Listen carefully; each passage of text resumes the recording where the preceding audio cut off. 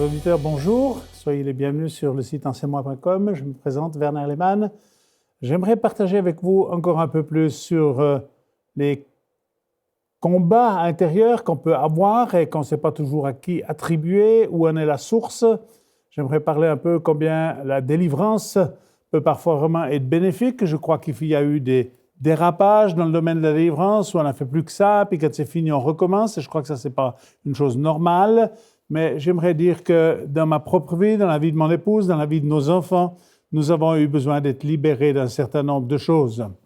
Donc, je crois que la délivrance est une bonne nouvelle, pas une mauvaise nouvelle. C'est une bonne nouvelle parce que ça nous fait prendre conscience que nous ne sommes pas seuls en cause face à certaines de nos difficultés, certains de nos combats. Nous avons un adversaire et parfois l'ennemi aimerait nous faire croire que c'est nous seuls qui ne sommes pas des bonnes personnes, que tout va de travers et puis que c'est impossible à corriger.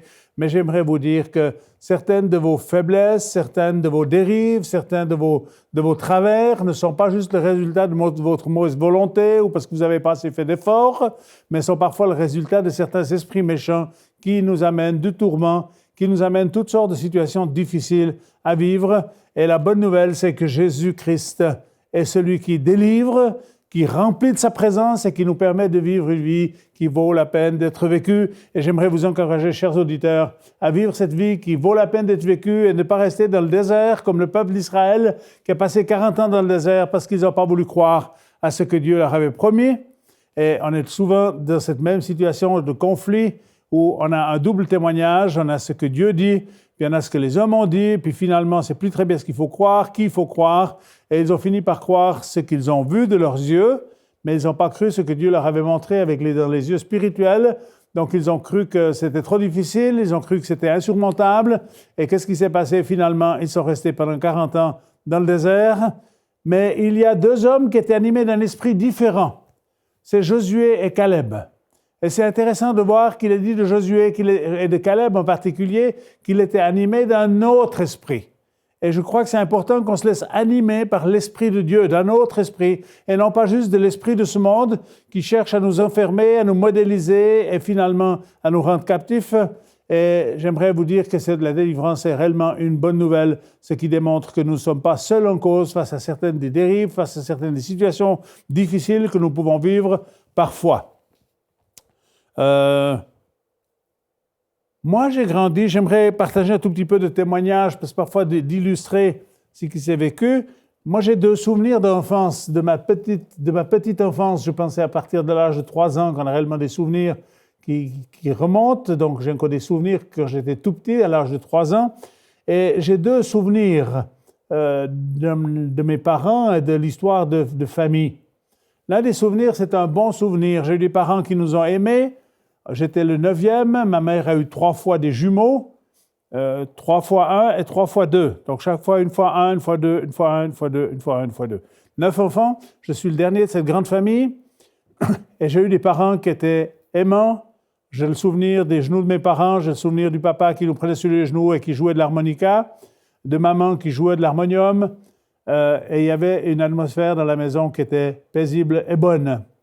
Mais il y avait dans cette maison des peurs qui étaient totalement excessives, dont on ne connaissait pas la source. Et l'un des autres souvenirs de ma petite enfance, c'était dans la période de l'après-guerre. Il y avait beaucoup de colporteurs qui allaient comme ça de ferme en ferme. Mes parents étaient fermiers. Et chaque fois qu'un colporteur ou quelqu'un venait chez mon père, je pensais qu'il venait pour me tuer et j'allais me cacher. Et c'est ainsi qu'on grandit et peu à peu on fait face à ces peurs et on vit avec et puis on a le sentiment que c'est maîtrisé, que ça marche. Et puis à l'âge de 22 ans, un peu plus de 22 ans, mon épouse en avait juste un petit peu plus de 20, nous nous sommes mariés et nous avons eu un super mariage. Nous nous aimions, nous étions follement amoureux l'un de l'autre. On est venu dans une situation assez compliquée parce qu'on est venu vivre avec mon père dans la même ferme.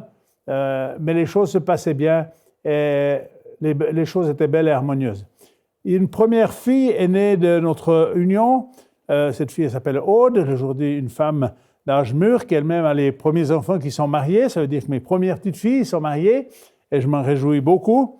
Mais quand Aude est venue au monde, mon épouse avait pris du poids et elle avait besoin de perdre un peu de kilos Et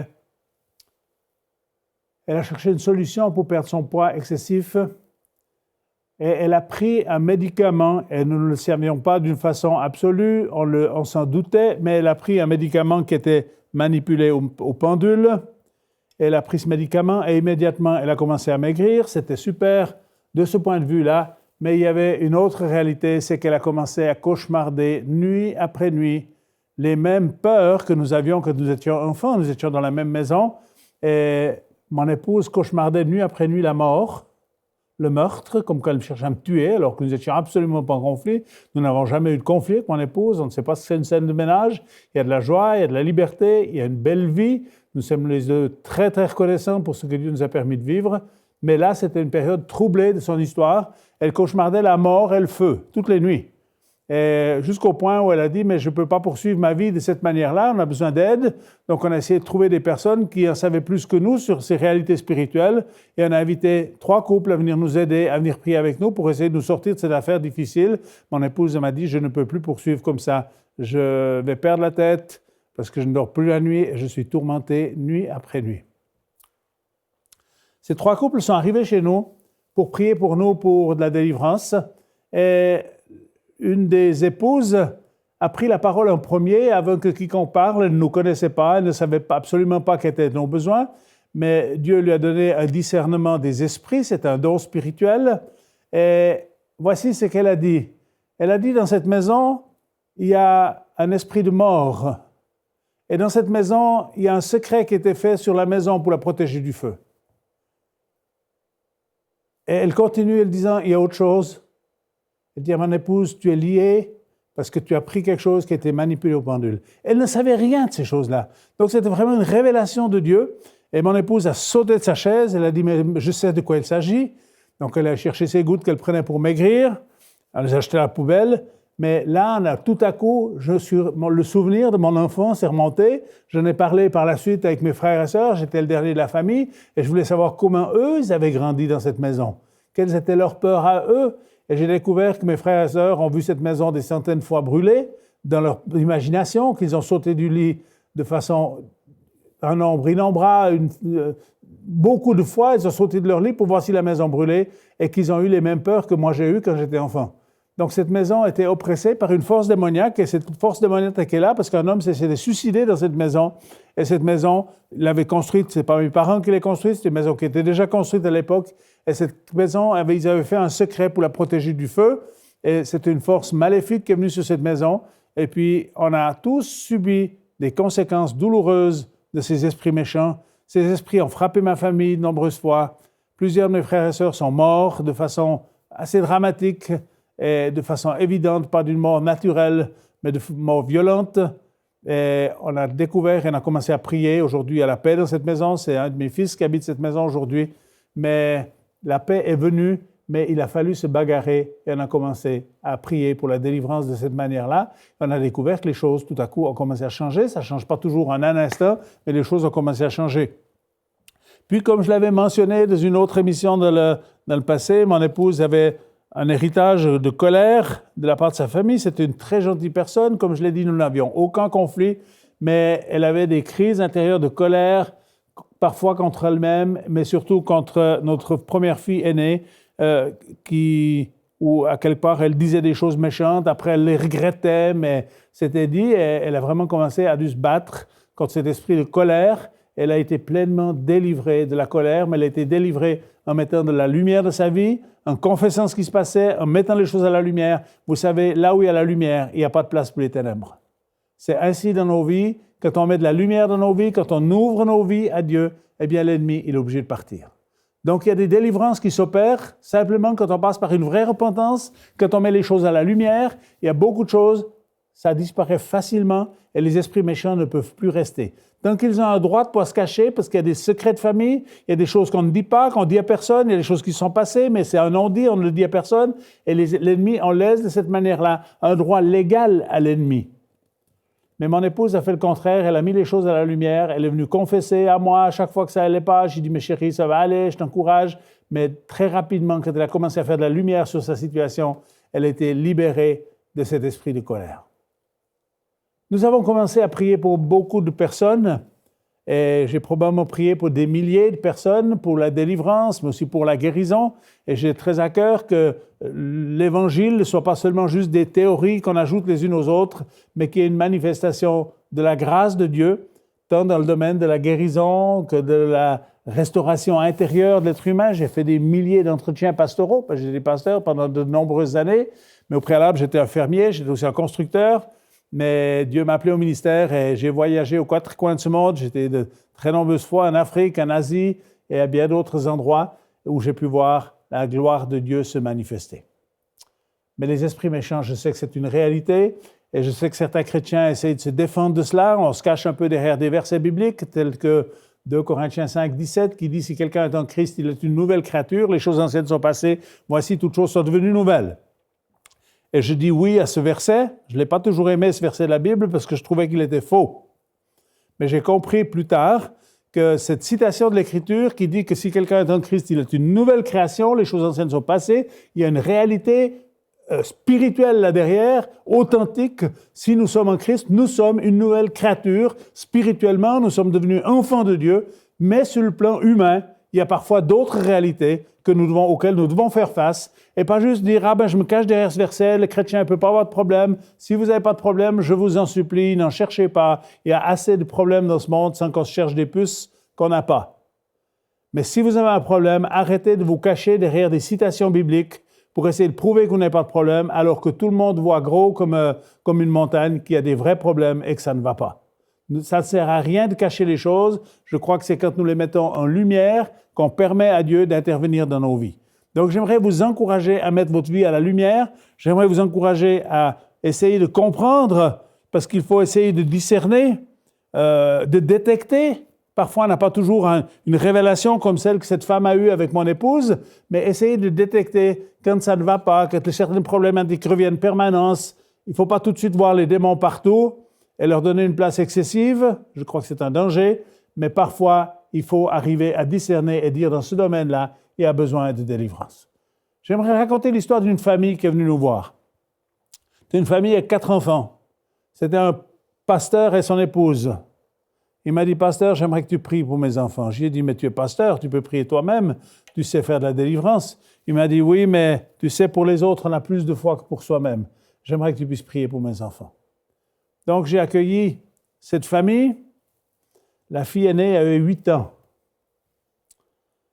Je connais les parents, mais je ne connais pas les enfants. Donc, j'ai dit à la maman, prends-la sur tes genoux. Moi, je vais juste prier comme ça à côté d'elle. Je n'ai pas besoin de la toucher. Je vais juste prier et je vais prendre autorité. Elle m'a dit, elle a beaucoup de difficultés relationnelles. Nous n'arrivons pas à avoir une relation avec elle sérieuse. Ça boude tout le temps, ça réagit tout le temps. Il faudrait prier pour elle. J'essaie de vous illustrer l'histoire. La maman a voulu prendre sa fille de 8 ans sur les genoux. La fille s'est débattue. Elle a crié contre sa mère. Elle a dit « Maman, je te hais, maman, je te hais ». Elle s'est débattue et elle a couru dans la pièce à côté. Et les parents étaient dans l'embarras. Je dis à la maman « Reste tranquille, ne va pas la chercher, laisse-la. » Nous allons commencer à prier. J'ai commencé à prendre autorité sur l'esprit de rébellion, sur l'esprit de haine. Et pendant que je priais, l'enfant de 8 ans est revenu dans la pièce où nous étions assis. Sans que personne lui dise quoi que ce soit, elle est montée sur les genoux de sa mère. Elle a enlacé sa maman en lui disant « Maman, je t'aime ». Donc parfois, les esprits crient « Je te hais », mais le fond du cœur, c'était pas ça. C'était pas elle, « Maman, je te hais ». C'était un esprit méchant qui était là et qui tourmentait cet enfant. Et je pourrais raconter tant d'autres histoires par rapport à des enfants, des choses que j'ai vues, où parfois il y a une réaction très, très violente. Mais le diable est là et Jésus le déclare dans Jean 10. Il dit, le voleur est venu pour dérober, égorger et détruire.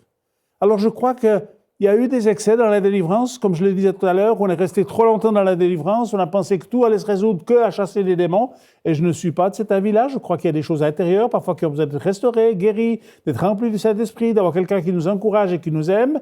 C'est très profitable, mais je crois que des fois, il faut de la délivrance.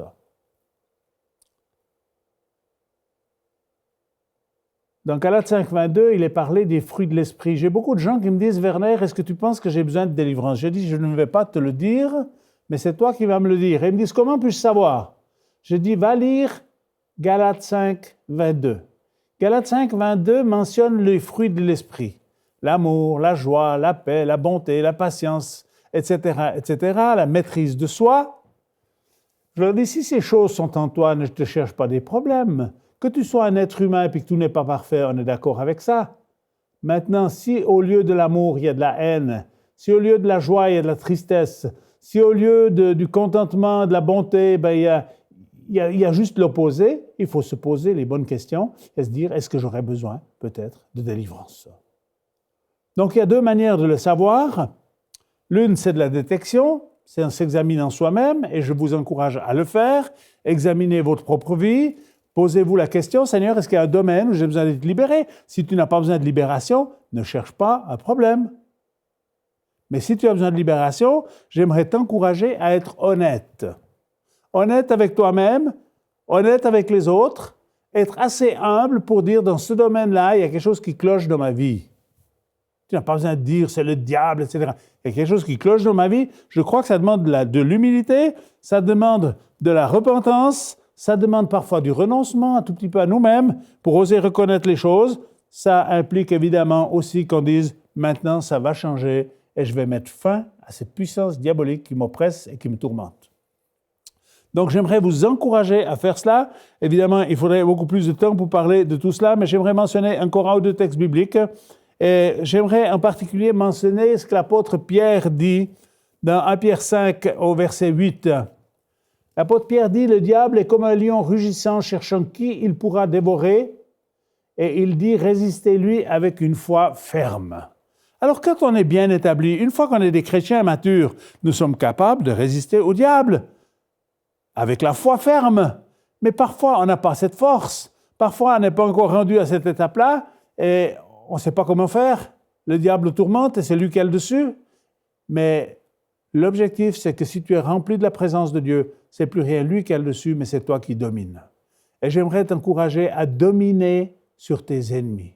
J'aimerais t'encourager à prendre la décision ferme de dire « Seigneur Jésus, je vais me bagarrer et je vais l'emporter parce que ta grâce est avec moi, ton onction est avec moi. » Résistez au diable, il fuira loin de vous.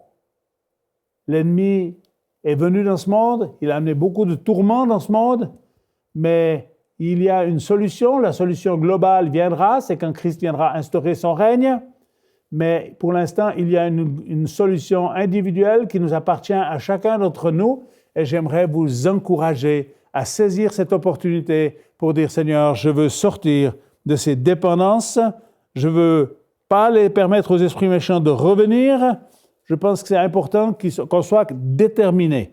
Plus vous êtes déterminé, plus la délivrance sera facile. Si vous dites « ouais, j'essaye, mais je ne sais pas, etc. », pas la peine d'essayer, ça ne marchera pas. L'ennemi sait quand on lui résiste en face ou si on y fait finalement. Et vous savez, Dieu nous délivre de nos ennemis, pas de nos amis.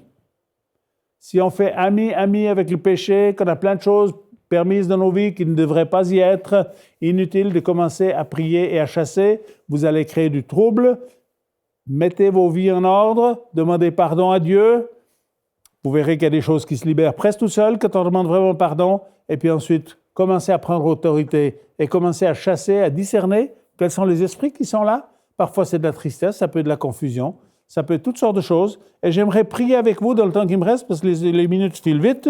Donc, j'aimerais prier avec vous. Et j'aimerais prier pour ceux et celles qui ont besoin de délivrance.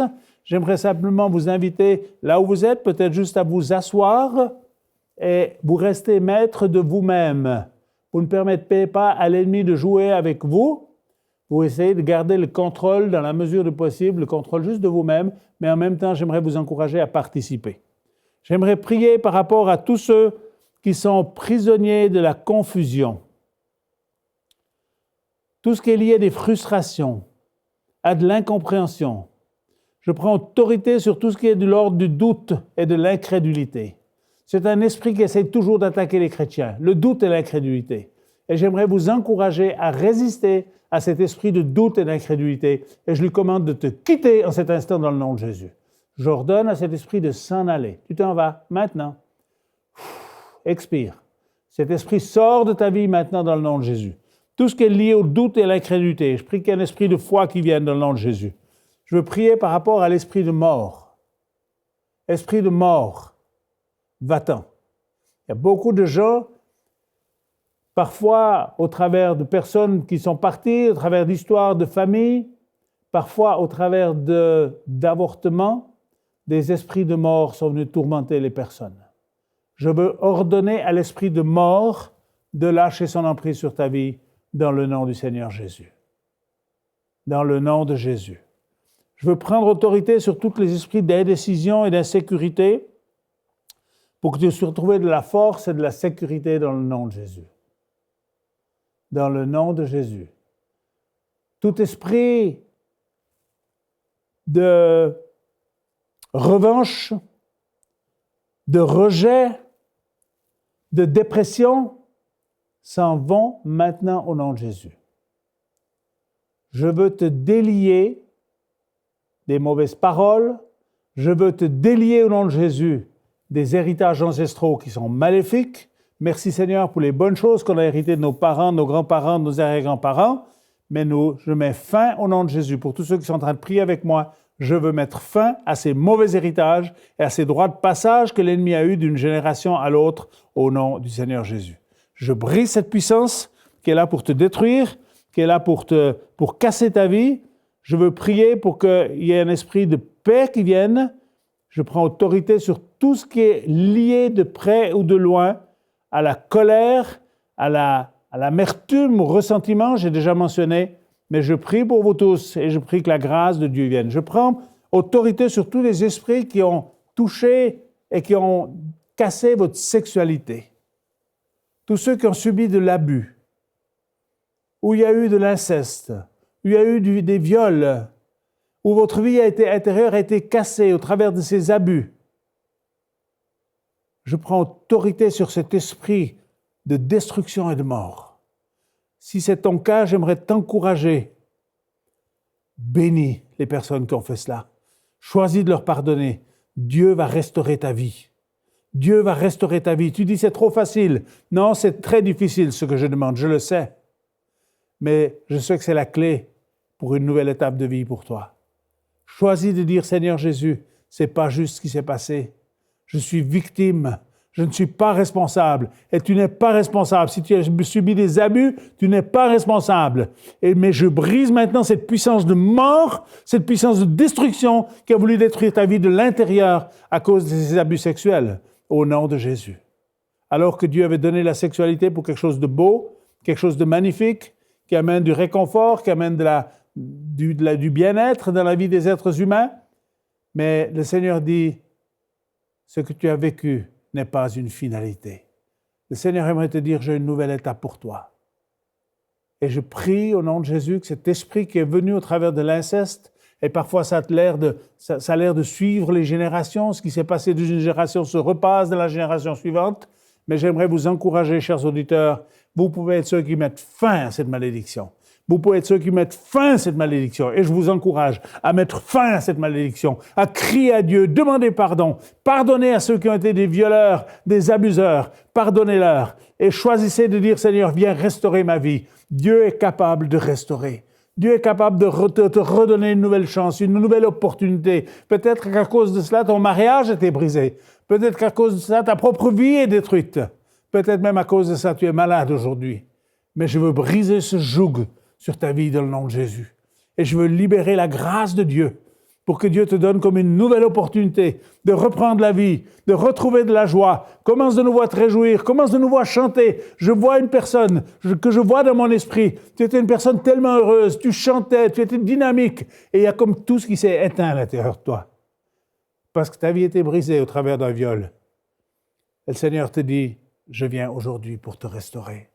Je viens aujourd'hui pour te redonner une nouvelle étape de vie. Il y a un nouveau printemps pour toi. Alléluia. Gloire à Dieu. Je vais prier pour une dame, tu t'appelles Marthe. Je ne te connais pas sur le plan humain, je te connais parce que l'Esprit de Dieu me le montre. Tu fais partie de ces gens qui ont été abusés. Et il y en a beaucoup d'autres avec toi. Mais j'aimerais m'adresser juste un instant à toi, Marthe. Je vois comme l'Esprit de Dieu qui descend sur toi, dans ta maison, là où tu es en ce moment. Je te vois, tu es assis sur ton canapé, sur le sofa, et l'Esprit de Dieu est en train de descendre sur toi. Et il y a une œuvre de libération qui est en train d'opérer dans ta vie. C'est magnifique. C'est comme de nouveau les lumières s'allument. Il y a de nouveau de la vie qui est en train de venir en toi, et c'est la vie de Dieu qui vient en toi. Et je veux libérer cette grâce et cette onction de Dieu sur ta vie, dans le nom de Jésus. Bien-aimés qui m'écoutez, il est possible, si vous le voulez, vous faites partie de la génération qui va mettre fin à la malédiction. Vous allez faire partie de cette génération qui va dire c'est fini au nom de Jésus. Parce que autant celui qui a subi l'abus que celui qui a fait l'abus, les deux sont prisonniers. Les deux sont une manœuvre de l'ennemi. Et j'aimerais prier que la grâce de Dieu vienne aussi sur ceux qui ont abusé, sur ceux qui ont fait des choses qui étaient fausses, mauvaises. J'aimerais t'encourager à plaider coupable et à demander pardon à Dieu. Dieu est un Dieu qui pardonne. Dieu est un Dieu qui restaure. Tu as besoin de demander pardon à Dieu, et puis ensuite fais ce que l'Esprit de Dieu te montrera. Peut-être que tu as besoin de demander pardon. Il y a beaucoup de gens qui souffrent parce que personne ne leur a jamais demandé pardon. Et peut-être que Dieu te demandera de demander pardon à ceux de qui tu as abusé. Et j'aimerais t'encourager d'être assez audacieux pour aller jusqu'au bout de ce que le Seigneur te montre. Et de ne pas rester à mi-chemin en disant « j'ai déjà fait tellement, je ne veux pas marcher plus loin ». Le Seigneur t'invite aujourd'hui, et c'est une opportunité qui vous est donnée aux uns et aux autres, de dire « nous allons régler cette question une fois pour toutes ». Et nous avons invoqué le nom qui est au-dessus de tous les noms, à savoir Jésus-Christ, le Sauveur et le Seigneur. Merci beaucoup de votre attention. J'aimerais pouvoir continuer encore. J'aimerais vous dire qu'il y a du courage qui va revenir, qu'il y a de la force qui va revenir, que ce n'est pas terminé. Je vous encourage à commencer à parler sur vos vies, à déclarer sur vos propres vies que vous allez marcher dans la victoire. La parole de Dieu dit qu'on va marcher de progrès en progrès, de victoire en victoire, de gloire en gloire. Ce n'est pas seulement juste pour quelques-uns, c'est pour tous ceux qui s'attendent au Seigneur. J'aimerais vous encourager. Dieu vous aime. Le diable ne vous aime pas, il cherche à vous détruire. Mais Dieu est venu pour vous donner la vie en abondance. Et je crois que cette vie en abondance, elle va couler sur vous.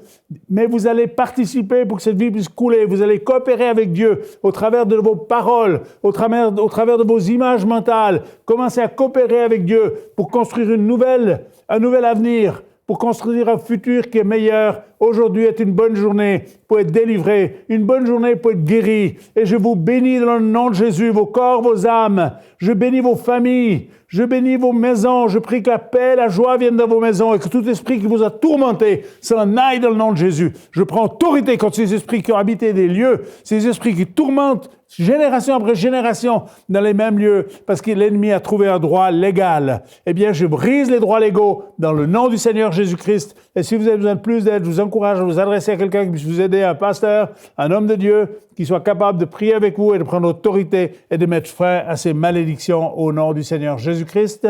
J'aimerais vous saluer, vous remercier de votre attention. Que Dieu vous bénisse. C'est pas terminé, mais Dieu continue avec vous. Soyez bénis. Merci beaucoup. Cette émission est rendue possible grâce au précieux soutien des partenaires d'Enseigne-moi Canal International.